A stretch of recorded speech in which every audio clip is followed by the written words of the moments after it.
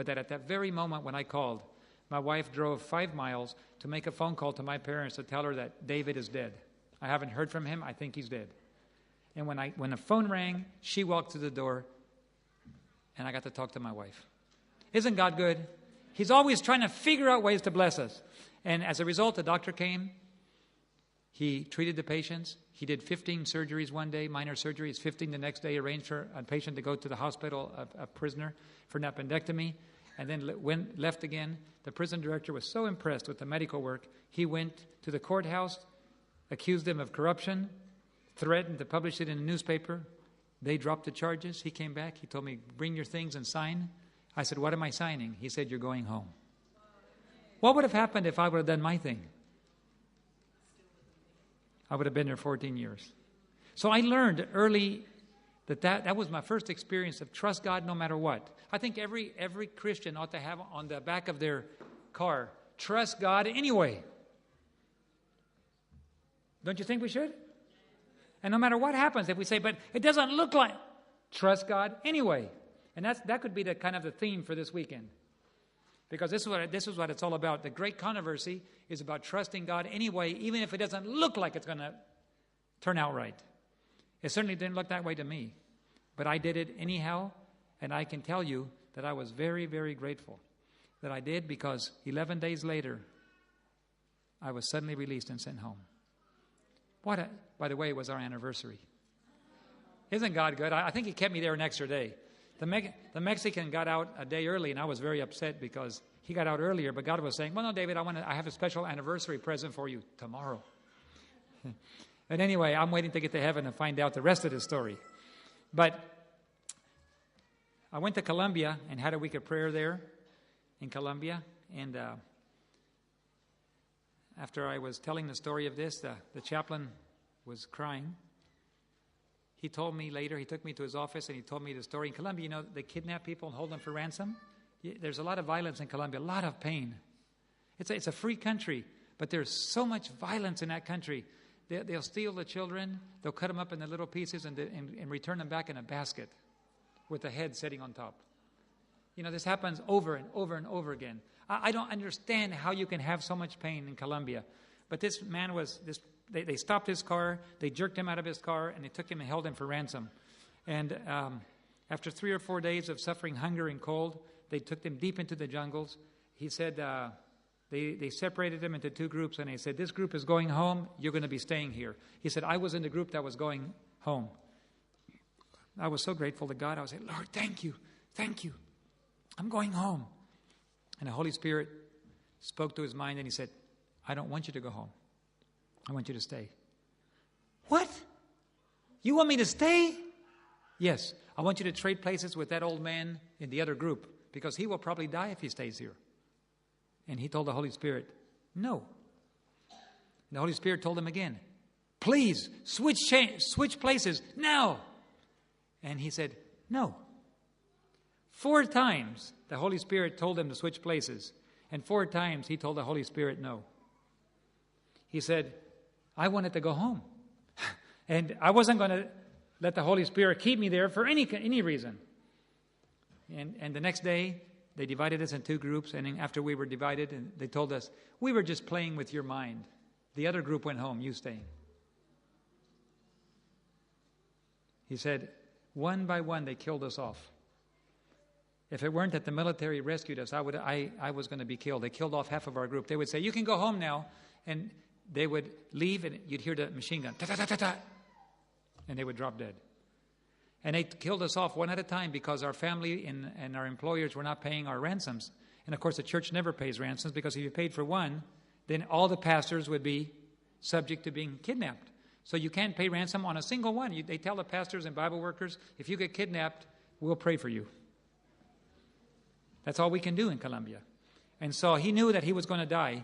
But God sent the military. In the military, they had a conflict, and the military killed the leaders, rescued him, and he went home. But he said, when I heard your story, David, how God asked you to do something you didn't want to, but you said, yes, sir. What would have happened if I would have said yes to the Holy Spirit? All the Holy Spirit wanted to do was send me home.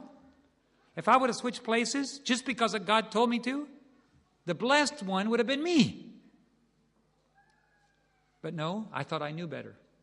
So tonight, we're going to be talking about God's method. And we're going to be talking about how you can trust God, even if it doesn't look like it's going to turn out good. You have cancer. You have pain. You have loss. You have difficulties. Congratulations. You're in the process of being trained to trust God anyhow. If everything is going well for you, if everything seems to be without a cloud on the horizon, you're in trouble.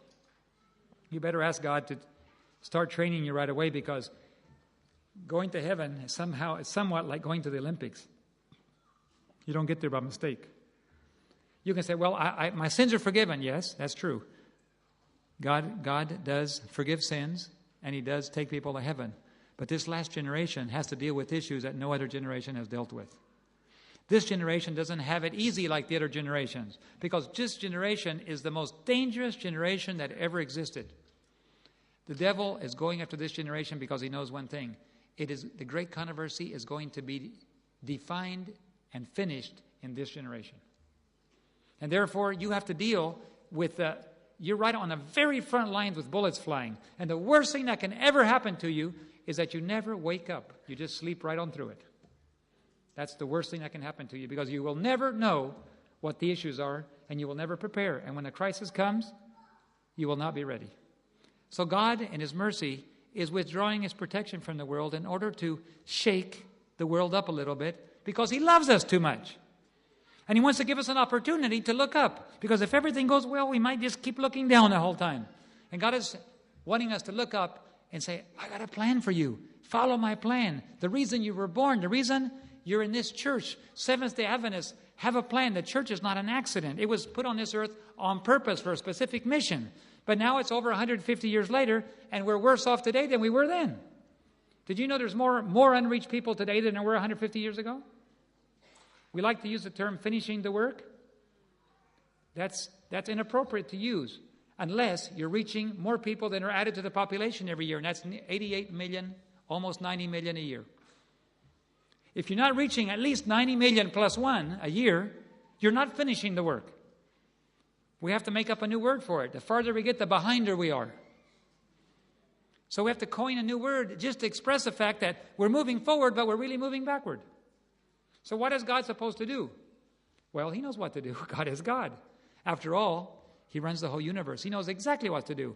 The devil knows exactly what he's doing too. And you know what it is? He's waking up a people so that in a short time, the message can explode across the earth. And you happen to be privileged enough to be right in the middle of the awakening. Thank God.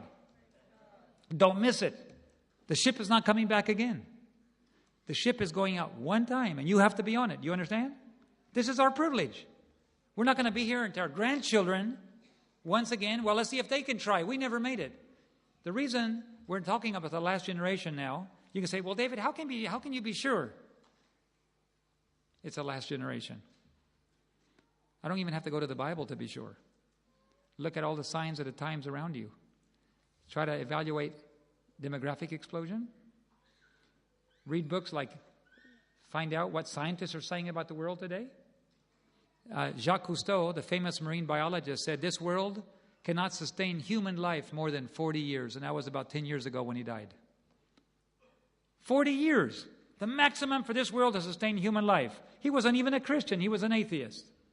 What is he saying? He's saying just the natural life support system of the earth is almost finished.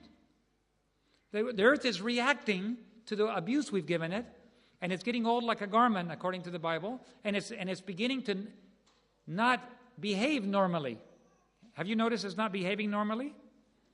If you just look at the news a little bit or feel the temperatures these days, you will notice that it's not behaving normally, and more it's behaving erratically in the normal